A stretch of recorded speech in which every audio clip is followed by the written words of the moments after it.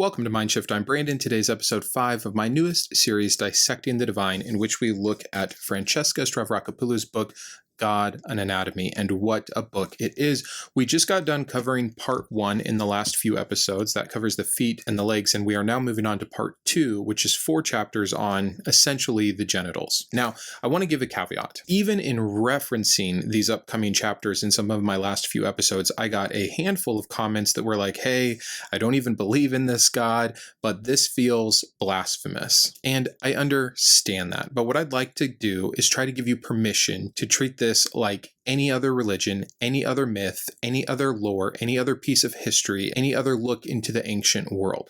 Sex, like it or not, taboo or not, is a huge part of our world. It is also a huge part of this religion. So without further ado, let's go straight into chapter 5 today. How does she start off this chapter? She starts by giving us some history, and first we get the risen Christ statue as done by Michelangelo, and we see an uncovered Christ penis that is small, which would have been the tradition of the time, and again, uncovered. Now this was fixed in 1546. The original statue was done in 1514, and she takes us through a cycle of debates about whether or not to cover these things up, and not just with Michelangelo and his statues, but all the Renaissance art at the time that had depicted Jesus or other biblical figures in the full nudity. And it's just a preview to the ongoing and ever-present debate about what is appropriate and what is not in terms of religion and its connection to sex. So, to break the ice with this topic, I'm going to read you a quote from the book here on page 92 in chapter 5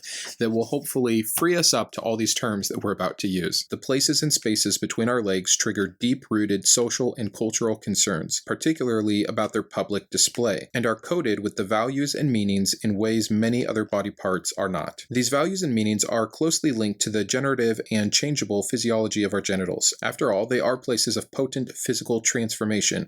Pubic hair grows, grays, and fades as we age. Vaginas open, expand, and contract during sex and in labor, and are the entry and exit points at which new life is brought into the world. Penises alternate from small and soft to large and hard as erections come and go. Scrotums, labia, and clitorises similarly enlarge and engorge and shrink and retreat at the stimulus of touch and temperature. Genital skin is recurrently moistened and scented by the body's natural lubricants and the wetness of sexual arousal, or by menstruation, ejaculation, and the expulsion of urine. Our genitals are subject to change in appearance, touch, smell, function, and form more than any other part of our bodies. They are powerfully transformative, and like other manifestations of power and transformation, they are potentially dangerous. I know that was a lot, but I think that it really sets the stage for the unique aspect of this particular body part, or these particular body parts, and all the thoughts and feelings that become associated as we discuss them. She goes on to say that generally speaking, these body parts are either celebrated or denigrated. There's really no middle ground. Celebrated in terms of creating life and creating families, but denigrated in the sense that people are marginalized within societies by things related to the sexual organs, such as menstruation, impotence, being infertile, being intersex, etc.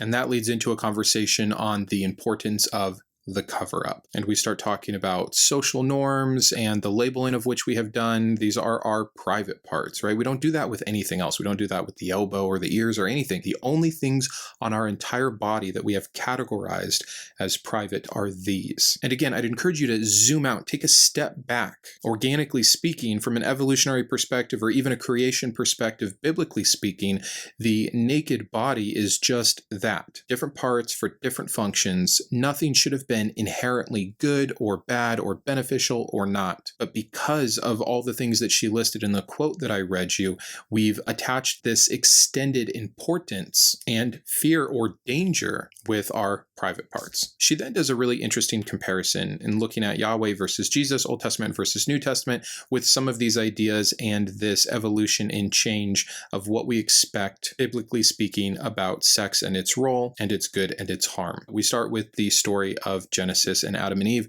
And what is the very first thing that the Bible states after they have sinned? They become ashamed. Their eyes are opened and they cover themselves. St. Augustine would look back on the story along with many other church fathers and say, look at the sin of the flesh, the dangers of the nude. Eve becomes a temptress. Sex then leads to sin, and nudity becomes shameful. So at the fall, we went from an innocence, biblically speaking, to a shame. Because of this religion and others like it, we have been laden with this evil, this sin, this undercurrent of bad being associated right along with sex. And I think it's done a huge disservice. We then look at Christ. And what is Christ? He is celibate. He is unmarried. And furthermore, he is even born from a virgin birth. He is not tainted in any way by our bad, dangerous sexuality. And she compares this idea of Christ with a quote that I'm going to read you. This is going to come from page 95 for those of you following along. Beyond the bounds of the garden, humans immediately harness their newfound wisdom to do as the gods have always done. They bear children, they cultivate crops and rear animals, they kill, travel, play music, build cities, forge tools, craft weapons, and perform rituals. In covering their genitals, Adam and Eve reveal not their sexualized self-corruption, but their godlike capacity for the creation of culture. And so this is her other version of what Genesis could look like, because God, after the fall, after the sin, what is the sin? It's knowledge. They've become like us, he tells his heavenly council. And what do the gods of this polytheistic culture do? They do all these things. They create culture. They harm. They kill. They forge. They build. And so to her, the earliest roots of this are not this induced shame and the way that things have been changed by those writers like Augustine to put the human issues with temptation and sexual sin that Augustine was known for onto this. She then goes on to talk more about New Testament ideals of sex, and of course we get Paul. Paul, just like Jesus, is also purposely celibate. He says it's better not to get married. You should only get married if you are burning with lust. He says that what the spirit desires, the flesh opposes, and vice versa. So we see this immediate dichotomy. Things of the spirit world are higher and pure, and things of the body are base and bad. And this is also stemming from some of the Greek ideas of the day and the Stoic ideas that Paul would have been very familiar with, which we see throughout a lot of the New Testament with virtue ethics and things of this sort, where we do get this denial, this overcoming the body and your base urges. But because Paul adds this spiritual element to it, it's not just something that is more beneficial versus less beneficial, or the need for self-control over our desires. It is evil. It is sinful in nature. That's quite the leap. And Jesus seems to be making this same leap. Jesus seemed to be extremist about this. To follow me, you must leave your family. He wasn't advocating for the same advocation that we get in Genesis with bearing fruit and multiplying. He honestly believed the end of days was right around the corner. So he warns, don't have children. You don't want to be pregnant or have young ones at this time. That warning comes to us in Luke, but there's other kind of Gnostic warnings that we see in the Acts of Thomas and the Gospel of Thomas, where even Jesus himself visits a newlywed couple on their wedding night and tells them to keep their bodies as precious holy temples and not to defile it with sex, even within marriage. Again, I know any Christians listening won't care about that point, but there is this idea out there about Jesus that was passed down orally and made it into some of these non-canon versions that show his ideas on the topic, and we do see those generally reflected in the Gospels and the canon. Now, contrasting that again with the Old Testament or the Jewish ideas of sex, and it's very different. Again, in Genesis, we have go forth and multiply. God's command, even though it's separate from himself, this is something God does not engage in. It is only for the human. Here, sex is a good thing, and it is meant for procreation. So any separate act from that is where we get tricky: homosexuality, premarital sex, adultery, etc. And we would see those ideas continue to kind of morph and change as we get closer to the New Testament. And then it seems like it's just better if we avoid this whole thing in general. But if you have to, get married just to make it honorable. And it's fascinating to see all the different layers of thinking when it comes to religion and sex. We then start hearing about how is sex and sexual organs talked about in the Bible. And I'm going to read you a quote. We are now on page 97 if you're following along. Despite the divine blessing of sex within marriage, an inherent opposition of the sexualized body and the divine was deeply embedded within ancient Jewish and Christian cultures. To a certain extent, it was already modeled in the very language of the scriptures themselves, in which references to the sexualized body were euphemistically controlled or poetically presented. In keeping with long-established cultural norms across ancient Southwest Asia, the vocabulary used in literature to describe or refer to the genitals tended towards colloquialisms, euphemisms, allusion, and wordplay. Common linguistic strategies to describe the sex organs included concrete terms for tools and weapons for male genitalia, bow, arrow, staff, rod, plow, and domestic or horticultural language for female genitals, water well, churn, field, garden, fruit. Abstractions, too, were especially common for male sex organs. Nakedness, strength, and virility are frequently attested. These linguistic tics are arguably a reflex of common cultural anxieties surrounding the sexual organs, a reflex similarly pervading modern societies. And so she sets the stage for how we should expect to see these body parts brought up within the biblical context. She gives an example from Song of Songs that I won't read, but it's very racy, and if you want to read it for yourself to see, it's Song of Songs chapter 5 verses 2 through 5. She then goes on to show us through a few examples that I won't get into the evolution of the translations of these biblical terms, making it more and more vague and abstract and allusions and euphemisms. She gets into a few side tangents here. So we talk about baptism in the early church and how at one point it was done fully nude, but the issues that brought, especially as we grew from these small house churches into something more formal and regulated with priests and the necessities for being clean, etc. Same thing with other examples like wet dreams, these involuntary ejaculations, the debates about if they were bad, if it was a sin, is it something we can't control, or is it some leftover lust from our previous thoughts and thus it is sinful? Is it demonic? See, even in sleep, these genitals are dangerous, and she shows us other ways that the genitals and what they do are very dangerous and very unpleasant to God, and why we needed to be ritually cleansed before we could be in his presence after one of these kinds of acts. And so some examples of that would be the priest having to essentially neutralize their penises by wearing very tight linen underwear that would essentially neuter them, at least when in the presence of God. Sex itself made people unclean and would require a day-long purification ritual before the individual could then go into any kind of worship. Menstruation was even worse. That required a week-long ritual to become clean again. This is fun to understand when we get some of God's other phrases like our righteous deeds are but of filthy rags, referring to the rags used during menstruation that were so unclean. Remember that the next time you do a good deed and feel like God is smiling at you. Even genital discharge that was natural or from illness made one unclean. And so we get more examples like this, and then we move into part 2, which is a smaller part of this chapter, so we don't have that much left to cover, and it's called cocksure exposure, and it's starting to give us some examples mainly from Isaiah, Ezekiel, and Hosea, these prophets that get glimpses of God's genitalia and what that means. She opens with Ezekiel, which we just covered 2 days ago in Secular Bible Study, so go and watch that if you have not yet. But I'm going to read you a quote from page 102, where she covers Ezekiel's vision of God. As Ezekiel describes God, he knows exactly where to look and what to say, or rather, where to look and what not to say. His gaze sweeps up and down God's body, but he no longer describes precisely what he sees. Instead, he veils the deity in the religious language of glorious, mysterious spectacle. Quote, upward from what looked to be his Montaneum, I saw it sparkling like amber. It seemed to be enveloped all around by fire, and from his Montaneum downward I saw something like fire, and brilliance surrounded him, like the bow in a cloud on a rainy day. This was the appearance of the brilliance all around. That's the rest from Ezekiel, and then she says this enigmatic language is a canny priestly distancing device designed to reverently conceal the divine body from the eyes of the uninitiated.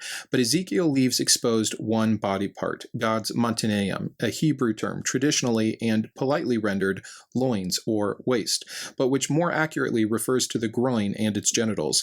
Ezekiel might shy away from describing God's face, his torso, his arms, legs, and feet, but he openly acknowledges God's genitals, navigating his visual journey up and down the divine body by means of the godly groin. It is not only a stunning display of the graphic corporality of God, but a theological manifestation of the distance and differences between mortals and God. So after that one, and before I tell you what Isaiah claims to see, I want to point out that she does an excellent job, since most new translations of the Bible are using terms like groin, or in Isaiah they're going to talk about the train of his gown and things of this nature.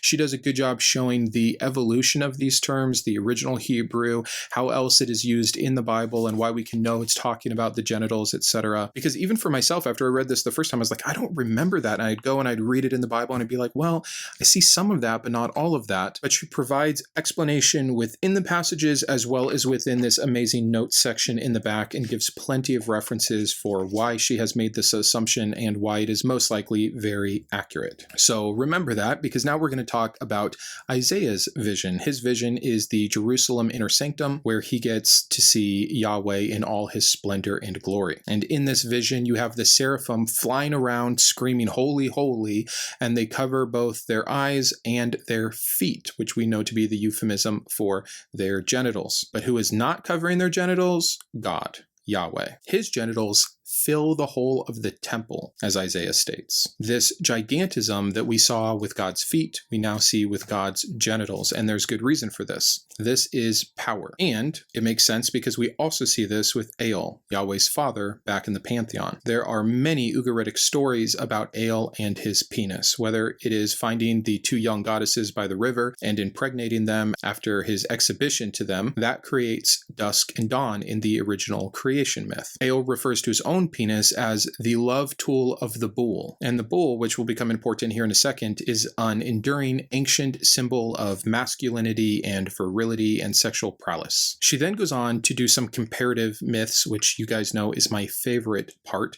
And we see that there are many more gods who fashion themselves like bulls, who are very well endowed, who show off that endowment to other gods and mortals. And so here's just a handful of those stories, though there are more. Also found in ancient Sumerian myths, like with Enki, the high god, who is also represented by a bull, who fertilizes the whole world by irrigating the earth with the tool of his penis and filling its rivers with his semen. We see many more phallic creation acts, this fertile potency, with Amun-Ra, or Min, the ancient Egyptian god of male fertility, who is always shown with a permanent erection. Also with Atun, the god of creation, another example of El and Baal, also represented by a bull, some Assyrian storm gods, some references to Zeus when he describes himself as a bull to actually take and rape, and even again, Yahweh as the divine bull, which I'll read you a quote from 107. This will be a little bit long, and then we have one really short quote, and we'll pretty much be done with this chapter. Like the Sumerian god Enki, Yahweh's status as a fertile creator god of the highest order is also confirmed in the Bible with a fleeting portrayal of his sexual encounter with the earthly realm. Although the biblical writers and their later translators have done their best to sanitize the story by diluting Yahweh's corporeal sexuality, its erotic features nonetheless suggest that an older myth lurks in the background. The God of the Bible sexually takes the land of Israel as his wife, as signaled by the euphemistic use of the verb to know, and excites the cosmos into an arousal, mutually reproductive fecundity, as he impregnates his bride at a place called Jezreel, which means he seeds, a region famed for its rich agricultural soils. Quote, "I will take you for my wife in faithfulness, and you will know Yahweh." Again, to biblically know someone was to sleep with them or to conceive with them. "On that day I will fructify, says Yahweh. I will fructify the heavens, and they will fructify the earth, and the earth will fructify the grain, the wine, and the oil, and they will fructify Jezreel, and I will seed her for myself in the land." In this poem in the book of Hosea, dated to about 8th century BCE, Yahweh's penis may well be veiled from direct view, hidden behind a modesty screen of euphemisms and wordplay, but the bodily sexual connotations are impossible to miss. Like the prophets Isaiah and Ezekiel, who bear witness to Yahweh's genitalia, the prophet Hosea is well aware that God is equipped with a penis,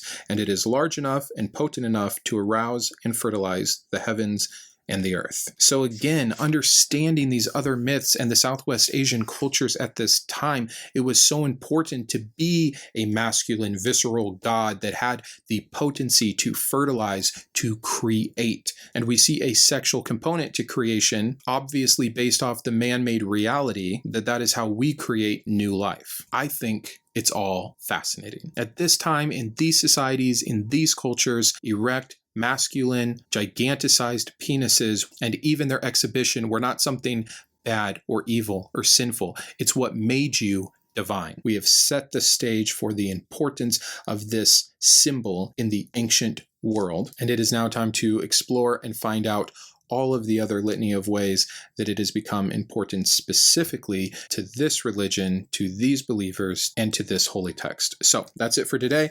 This one might have been a little bit longer, but man, so much material to cover, so many interesting comparative myths and examples from the Bible. I hope that you enjoyed this. Let me know what you're thinking of this series in the comments below, and until next time, keep thinking. I wanted to personally thank my top tiers of support: my Iconoclast, GVI, Jacob, Jason, Joe, Oliver, and Shawn, my Humanist heroes, Jarrod, Karolina, and Kristi, my Atheist advocates, Anne, Elijah, Rokkit, Sparky, and Todd, as well as all of my secular scholar patrons. If you believe in the mission of this channel, or you just enjoy its content, please consider joining these fine patrons. Thanks, and have a great day.